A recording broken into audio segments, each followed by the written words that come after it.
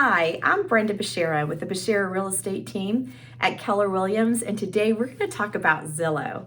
So in 2006, the Zillow website was introduced, and it was a consumer information portal. Consumers loved it because it wasn't affiliated with any brokerage firm, and they felt that, hey, they weren't quite ready to buy. They weren't really sure if they were even going to buy, but they could get information from this website that wasn't affiliated with any particular sales brokerage firm. Well, in reality is when they would see a house they liked and wanted a little more information, they'd input their name and number or their email address or all three, and then they thought they were going to be talking to the listing agent, when in reality Zillow would turn around and sell their name to another agent. It didn't even have to be a local agent, but it wasn't the listing agent. So if you did that over a period of a few weeks, inquired on 4, 5, or 6 different houses, you probably had 4, 5, 6 different agents reaching out to you, none of them being the listing agent. In 2011, Zillow then introduced Zestimates. They were realizing that lots of buyers jump onto their website, but they weren't really getting a lot of sellers relying on them. So they created Zestimates, and at first it seemed like a really cool tool. Sellers felt like, great, I could jump on, see approximately what my house is worth.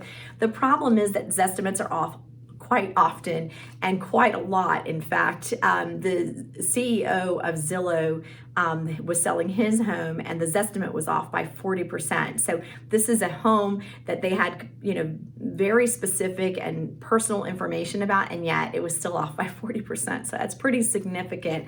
In fact, there's also been several class action suits brought against Zillow. I don't know what their disposition is, but a lot of sellers have felt that, hey, I feel like I've been harmed by the Zestimates. Consumers are looking at it as though it's accurate when it's not, and they feel they've been harmed by it. So again, not something that you want to rely on at all. So, and then in 2018, Zillow started becoming an investor in our marketplace, and they became iBuyers, which is basically, hey, let's remove the hassle of selling your home. You don't have to worry about showings and keeping your house clean. You just pick a date and pack and leave, and we'll take care of everything else. Well, first of all, Zillow's not the only one who does iBuyers, but more importantly, you definitely want to be careful and make sure exactly what kind of money you're leaving on the table. We have a real live example here from October 2020, where this is an offer that Zillow gave one of our clients.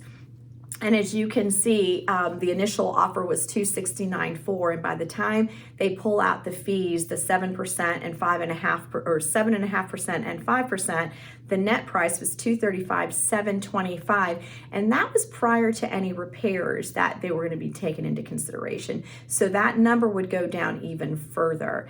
And we sold this house for $90,000 more than the $235,000. So pretty significant amount of money you might be leaving on the table before you accept a Zillow offer. And then of course their most recent announcement at the end of 2020 is that they're now brokers. And so now you're talking to salespeople. They are the broker, just like a Remax or a Keller Williams.